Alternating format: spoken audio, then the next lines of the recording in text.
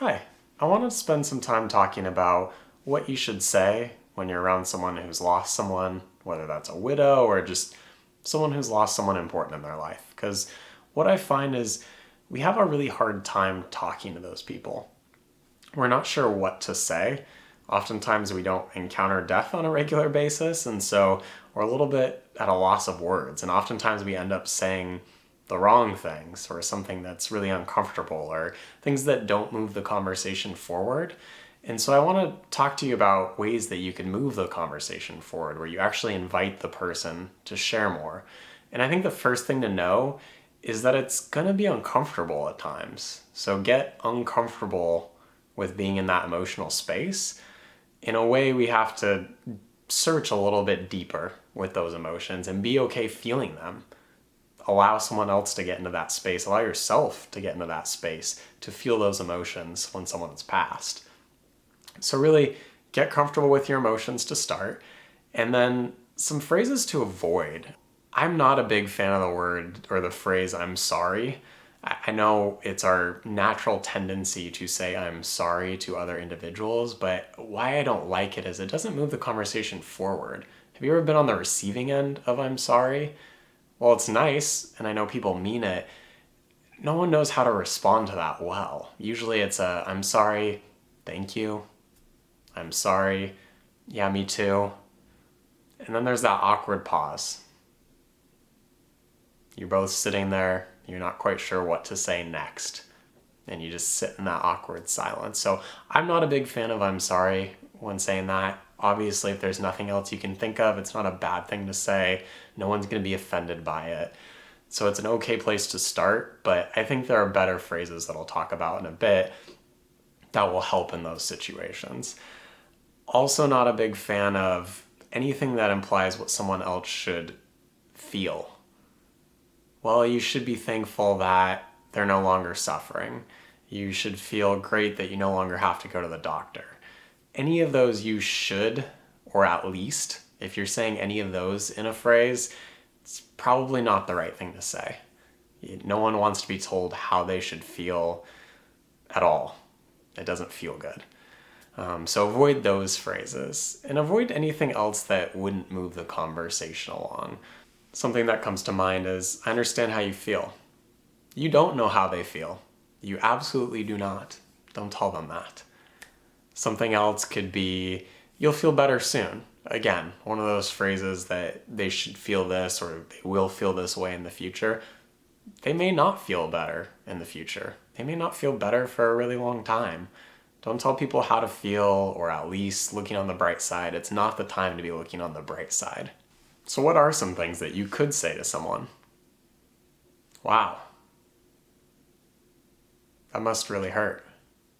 There are no good words when you lose someone, but I'm here with you. Or ask them a question. What's life been like for you lately? And then just pause. It's okay in silence in those situations. Oftentimes, people may want to share, but they haven't found the space to share. But you will encounter those people who don't want to share, and that's okay too. It's okay for them to say, I'm not ready to share. And you can just be there with them. The other thing you can do is be really specific in what you're going to do. A lot of people, when they lose someone will come along and they'll say, hey, if you need someone to talk to or you need anything, feel free to reach out. I mean, how many times have we all done that? I've done that myself. I still catch myself doing that. We want to be good intention, but we're not quite sure what to do. So instead of being vague and general with all that, be specific. Hey, I'm going to call you next week around lunchtime. And I'm just to check in. It's okay if you don't want to talk to me. You don't have to take my call. Give them permission to not be present for something. Or, hey, I'm going to bring takeout by next Thursday, right? Give them specific ways to help. And you can even follow it up with, hey, I'm going to come by next Thursday with takeout from XYZ place. Is there something else you'd prefer? It's okay to ask those sort of things. Maybe there is something else. Or you could ask them, hey, I wanted to bring takeout by. I thought that might alleviate some of the stress of having to cook right now. Is there something else that would be more useful? You can ask them things like that. Because if you're specific and then open the door for them to suggest something else, then that's okay.